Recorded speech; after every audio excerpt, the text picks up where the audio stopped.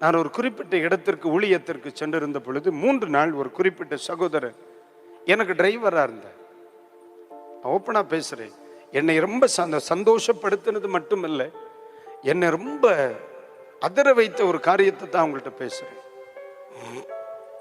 3 நாள் நான் ஒரு இடத்துக்கு போயிருந்தேன். ஒரு ஹோட்டல்ல என்ன தங்க வச்சிருந்தாங்க. ஒரு குறிப்பிட்ட சகோதரர் வருவார். காலையில வந்து சர்ச்சுக்கு கூட்டிட்டு போவார். நான் மீட்டிங் முடிச்ச உடனே எனக்கு கூடயே என் பேக்கை தூக்கிட்டே வருவார். அவர் என் பேக்கை தூக்குற அளவுக்கு நான் பெரியவே இல்லை, ஆனாலும் சண்டை போட்டு என்கிட்ட வாங்கிடுவார். 3 நாளா வெள்ளிக்கிழமை காலையில, ராத்திரி, சனி பகல், சனி ராத்திரி, ஞாயிறு பகல் மீட்டிங் முடிஞ்சிச்சு. இனி ஞாயிற்றுக்கிழமை ராத்திரி தான் மிச்சம். அப்ப சனிக்கிழமை என்ன பண்ணினா, ஞாயிற்றுக்கிழமை மத்தியானம் என்ன பண்ணார் அப்படின்னா, ஒரு சாதாரண ஒரு விசுவாச சகோதரன் பிரதர், நான் சொல்றேன் கேளுங்க. ஞாயிற்றுக்கிழமை அவங்க பாஸ்டர்கிட்ட கேட்கிறார். பாஸ்டர் என்னட்ட கேட்டார், பாஸ்டர் போற வழியில தான் பக்கத்துல தான் என் வீடு இருக்கு, ஒன்று போயிட்டு போயிடலாமா அப்படின்னு. அப்ப நான் சொன்னேன், உங்க பாஸ்டர் சொன்னா மட்டும்தான் நான் வருவேன், உங்க பாஸ்டர்கிட்ட கேளு, அவர் என்னட்ட சொல்லணும், அவன் வீடு வரைக்கும் போங்க அப்படின்ட்டு. சபை போதகருக்கு தெரியாம இந்த புட்டி வியாபாரம் பண்ணுவான் தெரியுமா, அவனை வீட்டில் ஏத்தாதே, அது சாபம். பாஸ்டர்கிட்ட சொல்லிட்டு வா, உன்னுடைய மேய்ப்பன் அவன் தானே. இருக்கட்டும், இதுக்கு மேல பேசுனா அதுவும் இல்லைங்கம்மா. இப்போ அப்போ என்ன வருது, நான் சொல்றேன் உங்க பாஸ்டர்கிட்ட சொல்லு, நான் வாரேன் அப்படின்னு. உடனே பாஸ்டர் வந்து பரவாயில்ல பாஸ்டர் நீங்க போங்க அப்படின்னு. நானும் என்ன செய்துட்டேன், போறேன். கர்த்தருக்கு ஸ்தோத்திரம். பாஸ்டருக்கு காரு பாஸ்டருக்கு, இவர் டிரைவர் தான். அப்ப என் 2 நாளா உண்மையிலே சொல்றேன், எனக்கு சனிக்கிழமை பகல்ல கொஞ்சம் கரகரப்பா இருந்துச்சு தொண்டை. நம்ம தொண்டை எப்ப நல்லா இருந்துச்சு, அது வேற ஆச்சரியம். கரகரப்பா இருந்த உடனே, பிரதர் எனக்கு ஒரு ஸ்டெப் ஸ்டில்ஸ் வாங்கி கொடுங்களேன்னு ரோடு வச்சுட்டு, அந்த கடையில இல்லை. ஐயா வாருமையா, நம்ம போயுமா வேற ஏதாவது கடையில வாங்கலான்னா, அந்த ஏரியா மொத்தமும் ஒரு என்ன சொல்றது, தேடி போய் வேத்து விறுவிறுத்து அவர் மேல தேய்ச்சி குளிக்கிற அளவுக்கு வந்து சேர்ந்தார். ஆனா உண்மையிலேயே நான் ஆச்சரியப்பட்டேன். ஞாயிற்றுக்கிழமை மத்தியானத்துக்கு பிறகு என்ன அவருடைய வீட்டுக்கு கூட்டிட்டு போனார். இப்போ இந்த வண்டி உள்ள போன உடனே ஒரு பெரிய அபார்ட்மெண்ட் உள்ள போன உடனே டக்குன்னு செக்யூரிட்டி என்ன பண்ணார், 2 பேர் இந்த பக்கம் 2 செக்யூரிட்டி இருக்காங்க. கதவு திறந்தாச்சு. அவன் இப்படி அடிச்சான். நான் நினைச்சேன், இந்த அபார்ட்மெண்ட்டுக்குள்ள இந்த வண்டி என்னத்துக்கு போகுது, இவர் ஒரு டிரைவரா தான் நான் மனசுல நினைச்சேன். இவர் உள்ள போன உடனே சல்யூட் எல்லாம் கொஞ்சம் எஃபெக்டா தான் இருந்து, சரி பணம் கொடுத்தா தான் அடிக்கத்தானே. இப்போ நம்ம தோத்துறோம், நம்ம கேம்பஸுக்கு முன்னால ஒரு செக்யூரிட்டியை கொண்டு போட்டு, ஏன்னா நான் வரும்போதெல்லாம் நீ என்ன பண்ணணும், தோத்துறோம் சல்யூட் அடி, உனக்கு 1000 ரூபா கூட தருவேன்னா கண்டிப்பா அடிப்பான், 1000 ரூபா தானே. ஆனா நான் அப்படித்தான் நினைச்சேன். உள்ள போய் வண்டியை கொண்டு விட்டார். விட்ட உடனே அங்க 2 டிரைவர்ஸ் இருந்தாங்க. ஓடி அவங்க யூனிஃபார்ம் எல்லாம் துப்பியெல்லாம் வச்சு ஓடி வந்தாங்க. இவர் வண்டியை கொண்டு விட்ட உடனே ஒருத்தன் வந்து இப்படி சாவியை வாங்கணும், என்னை உள்ள கூட்டிட்டு போனார். அன்னைக்கு எத்தனையோ மாடியில் பளிச்சுன்னு மேலே போச்சு. அங்கே போனால் இவரை பார்த்த உடனே டக்குன்னு கதவெல்லாம் தானா திறந்து. எனக்கு ஒன்றுமே புரியல. நம்ம இங்கே இந்த என்ன சொல்றது, இந்த காட்டுக்குள்ளே வாழ்கிறோம்ல, நம்ம காட்டுவாசி. அங்கே போனோன்னு இவர் போனார். சரி லிஃப்ட் தானா திறந்துருது, பட்டன் அடிச்சா வந்துட்டு உள்ளே போய் கதவெல்லாம் கிட்ட நிற்கிற புஷ்கொன்னு திறக்கு. அங்கே யாருமே இல்லை. எல்லாமே எனக்கு வித்தியாசமாக தான் இருந்துச்சு.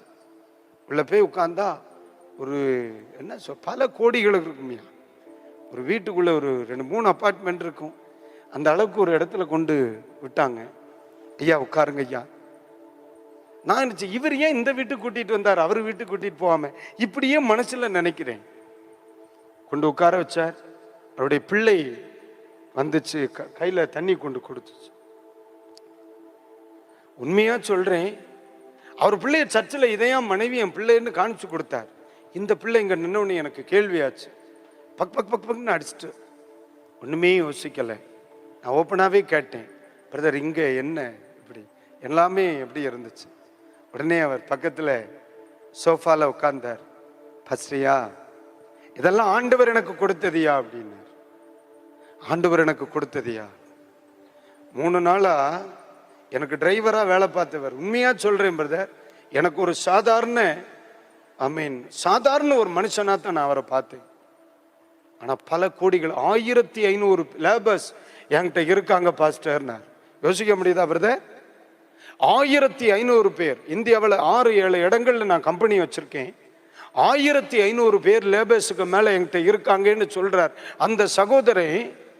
3 நாளை எனக்கு அதுல சனிக்கிழமை மத்தியானத்துக்கு மேல ஒரு ஸ்டெப்ஸ்டில்ஸ் வாங்குறதுக்கு தெருவா அலைஞ்சிருக்கான் அந்த மனுஷன். யோசிக்க முடியுதா? 2 பவுன் செயினுக்கே பட்டின கலத்துற. இதே தேசத்துல பரிசுத்தவான்கள் இருக்காங்க, கடவுளுக்கு பயப்படுறவன் இருக்கான், ஆவியின் நிறைவில் வாழ்கிறவன் இருக்கான். எனக்கு ஆடிட்டேன் பிரதர். எத்தனையோ தேவ ஊழியர்கள் என்று சொல்லுகிற என்ன சொல்லுவேன் நான்? நம்மிடத்தில் கூட இல்லாத ஒரு தாழ்மை, வேதம் போதிக்கிற என்னிடத்தில் இல்லாத ஒரு தாழ்மை, வேதம் சுமக்கிற என்னிடத்தில் இல்லாத ஒரு தாழ்மை, அநேக சிறந்தவர்கள் என்று சொல்லுகிற பலரிடத்தில் நான் பார்க்க முடியாத ஒரு தாழ்மை. ஒரு சாதாரண விசுவாசி, உன்னதமான ஒரு மனுஷன்.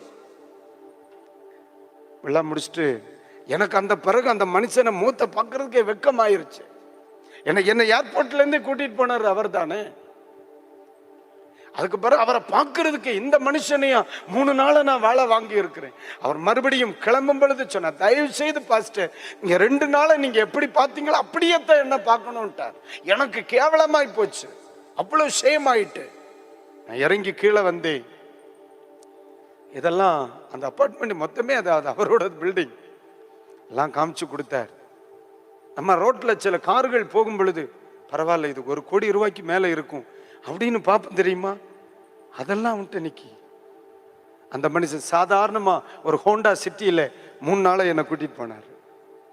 அவருக்கு எத்தனையோ டிரைவர்ஸ் இருக்காங்க, ஆனா எனக்கு ஒரு டிரைவரா இருந்தார். அப்பதான் நான் யோசிச்சேன், அன்னையில இருந்து நான் தெளிவா சொல்லுவேன், ஒரு ஆவிக்குரியவனாய் இருந்தால், ரட்சிக்கப்பட்டவனாய் இருந்தால், ஊழியக்காரனாய் இருந்தால், ஒரு தேவ மனுஷனாய் இருந்தால், நித்திய ஜீவனை விரும்புகிறவனாய் இருந்தால், இருக்குதா இல்லாதவனை போல இரு. அந்த மனுஷன் இருக்கிறவன், ஆனா நான் அவனை எப்படி பார்த்தேன்? இல்லாதவனை போல, ஒரு சாதாரண